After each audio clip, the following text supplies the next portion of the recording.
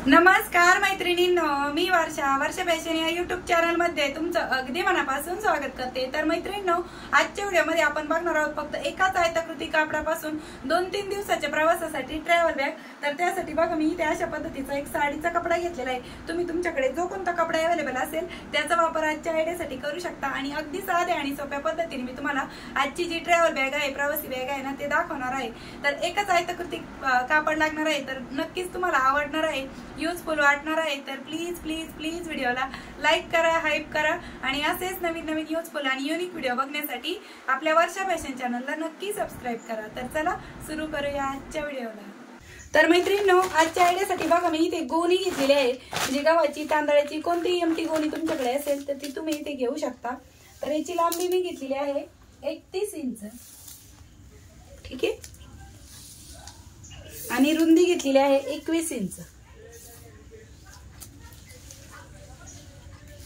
तर 21 बाय 31 इंचाची एक सिंगल आयताकृती गोणी घेतलेली आहे मी। त्याचबरोबर आपल्याला अस्तरसाठी एक कपडा लागणार आहे। तुम्ही अस्तरसाठी कोणताही फॅब्रिक घेऊ शकता, मी ते अस्तरसाठी पण साडीचाच कपडा घेतलेला आहे।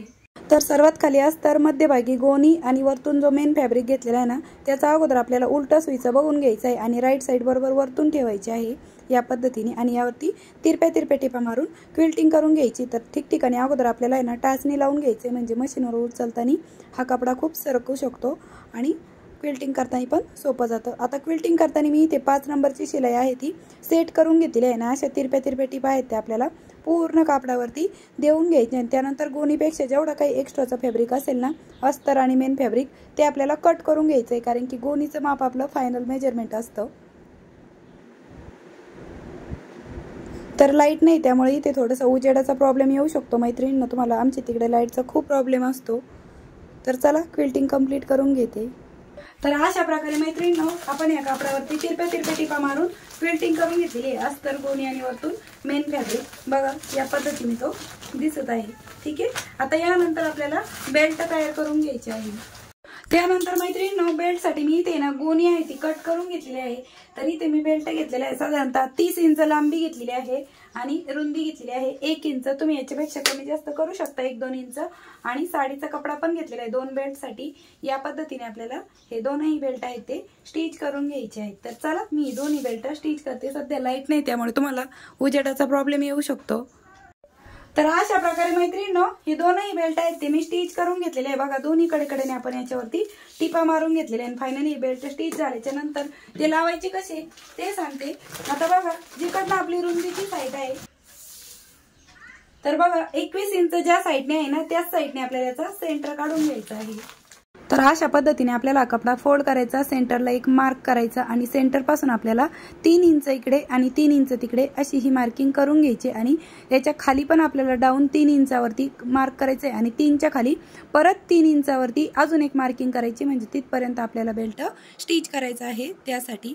आणि बघा हा बेल्ट थोडासा सुरुवातीला अर्धा इंच फोल्ड करायचा आणि या पद्धतीने 3 इंचापर्यंत मार्क केलं मी, कारण की तिथपर्यंतच आपल्याला बेल्ट स्टिच करायचा आहे त्यासाठी।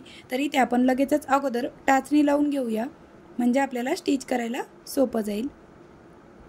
दुसऱ्या साईडने पण बघा थोडंसं अर्धा इंच सुरुवातीला फोल्ड केला आणि टाचणी लावून घेतली आणि इथे पण 3 इंचावरती एक मार्किंग करून घ्यायची, म्हणजे तिथून खालीच आपल्याला हा बेल्ट स्टिच करायचा आहे, ठीक आहे, या पद्धतीने। आता दुसऱ्या साईडने पण मी सेम अशीच मार्किंग करून ह्या बेल्टला टाचणी लावून घेते। बघा रुंदीची साईड आहे, त्याचा सेंटर काढला 21 इंचाचा, सेंटर पासून 3 इंच इकडे, 3 इंच तिकडे, खाली पण 3 इंच आणि 3च्या पुढे अजून 3 इंच खाली मार्किंग करून घेतली। आणि इथे पण आपल्याला हा बेल्ट सुरुवातीला अगोदर अर्धा इंच फोल्ड करायचा, टाचणी लावून घ्यायची आणि स्टिच करून घ्यायची।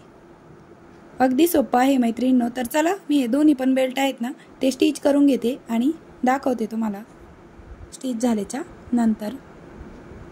तर अशा प्रकारे मैत्रिणींनो, हे दोनही बेल्ट आहेत ते मी बघा वरतून खाली 3 इंच आणि इथून पुढे पण 3 इंच अशा पद्धतीने स्टिच करून घेतलेलं आहे। इकडच्या साईडने पण सेम त्याच पद्धतीने हे बेल्ट स्टिच करून घेतलेला आहे। बघा यावरती अशा पद्धतीने टिपा देऊन घेतले। आता त्यानंतर आपल्याला इकडनं झीप अटॅच करून घ्यायची आहे। तर इथे आपल्याला 21 इंचची झीप लागणार आहे बघा, आणि मी 21 पेक्षा थोडीशी वाढव घेतली, कारण की याच्यामध्ये अजून आपलं रनर वावायचं बाकी आहे, त्यामुळे बघा इकडची 21 इंचवाली साईड आहे, तर 2 इंच झिप मी एक्स्ट्रा घेतलेली आहे. आता झिपची जी राईट साईड आहे ना ती आपल्याला खालच्या साईडने ठेवून घ्यायची आहे, जिकडनं आपला मेन फॅब्रिक आहे त्या साईडने, आणि यावरती स्टिच करूया. तर अगदी स्टेप बाय स्टेप दाखवत आहे मैत्रिणींनो मी तुम्हाला. तुम्ही अशा पद्धतीची ट्रॅव्हल बॅग आहे ना ती बनवून विक्री करू शकता. तर इकडनं स्टिच केल्याच्या नंतर पुन्हा आपल्याला यावरती दाबटीप पण देऊन घ्यायची आहे. ठीक आहे. तर बघा या पद्धतीने आपण या झिपवरती दाबटीप पण देऊन घेतली आहे. आतल्या साईडने बघा ती अशा पद्धतीने दिसत आहे. आता त्यानंतर आपल्याला ही झिपची दुसरी साईड आहे ती आपल्याला इकडच्या साईडने स्टिच करून घ्यायची आहे. बघा या पद्धतीने इथपर्यंत. तुम्ही हवं तर इकडच्या साईडने अगोदर आहे ना झिपला टाचणी पण लावून घेऊ शकता, म्हणजे स्टिच करायला सोपं जावं यासाठी. तर अशा प्रकारे मैत्रिणींनो इकडच्या साईडने पण आपण ही झिप आहे ती स्टिच करून घेतली आहे. आता त्यानंतर आपल्याला ही झिप आहे ती ओपन करून घ्यायची आहे आणि इकडनं पण दाबटीप देऊन घ्यायची आहे. या पद्धतीने आपल्या साईडने अशी दाबून द्यायची. आणि बघा फक्त एकच आपण आयताकृती कापड घेतलं होतं आणि त्यापासूनच आपण ही जी काही बॅग आहे ना ती बनवत आहोत. आता इकडनं पण दाबटीप देऊन झाल्याच्या नंतर आता आपल्याला याच्यामध्ये रनर पण वळून घ्यायचं आहे. तर झिप 5 नंबरची घेतलेली आहे, तर मला रनर पण इथे 5 नंबरचंच लागणार आहे. तुम्ही जितक्या नंबरची झिप घेताल तितक्याच नंबरचं रनर लागत असतं. आता एक भाग छोटा आणि एक भाग मोठा असा मी खालीवर कट करून घेतला आणि या पद्धतीने हे रनर वळून घेतलं. आता इकडनं ओपन भाग होता म्हणून पूर्ण रनर वळून बाहेर काढून घेतलं आणि परत रनर वळून घेतलं, म्हणजे क्लोज राहावे दोन्हीकडा म्हणून एक्स्ट्राची झिप कट केली. आणि त्यानंतर इथे अशा पद्धतीने एक सेंटरला कट देऊन घेतला, झिप बरोबर सेंटरला पकडली आणि सेंटरला एक मार्क केला. त्यानंतर हात घालून हा कपडा रॉंग साईडला टर्न करून घ्यायचा आहे आणि जिथे आपण कट दिलेला आहे ना सेंटरचा पार्ट, ठीक आहे, तिथे मी खडूने पण मार्क केलं. तिथेच आपल्याला झिपचा सेंटर आणि हा जो सेंटर काढला होता आपण तो मॅच करायचा आहे. इकडच्या साईडने पण जो कट करून सेंटरचा मार्क केला ना तो सेंटर आणि झिपचा सेंटर आपल्याला मॅच करून घ्यायचा आहे आणि ह्या दोन्ही कडा आहेत ते आपल्याला स्टिच करून घ्यायच्या आहेत इकडच्या साईडने पण. आणि यावरती मी नंतर पुन्हा डबल टिप पण देऊन घेणार आहे. आता थोडंफार एक्स्ट्राचं फॅब्रिक असेल ना ते पण आपण या स्टेजला कट करून घेऊ.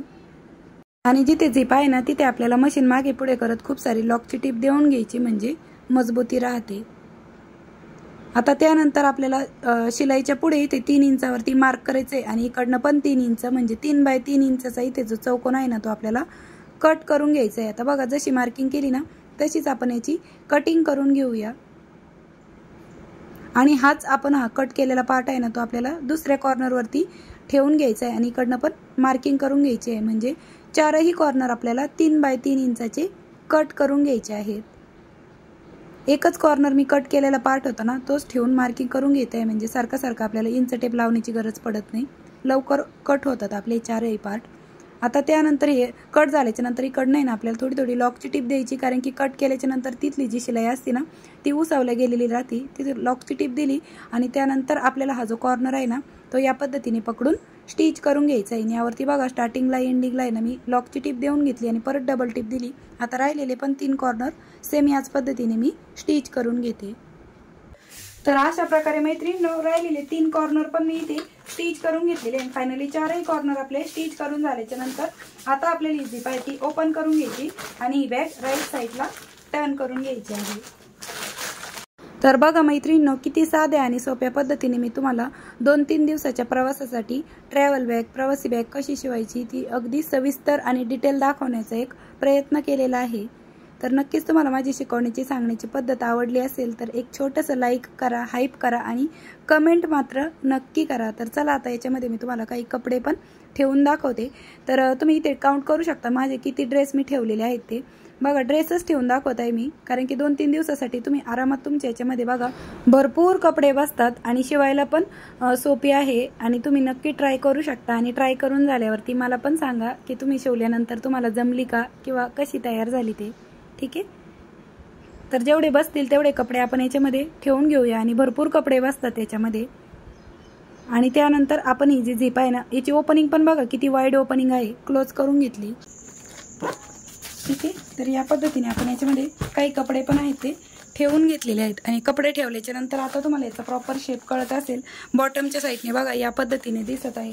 त्याचबरोबर ही टॉपची बाजू आहे आणि बेल्ट पण आपण दिलेली आहे जे की खूप मोठ्या साईजमध्ये आहे. तुम्ही शोल्डरला पण कॅरी करू शकता एवढे मोठे बेल्ट मी दिलेले आहेत. आता याचं शिवून फायनल माप सांगते मी तुम्हाला.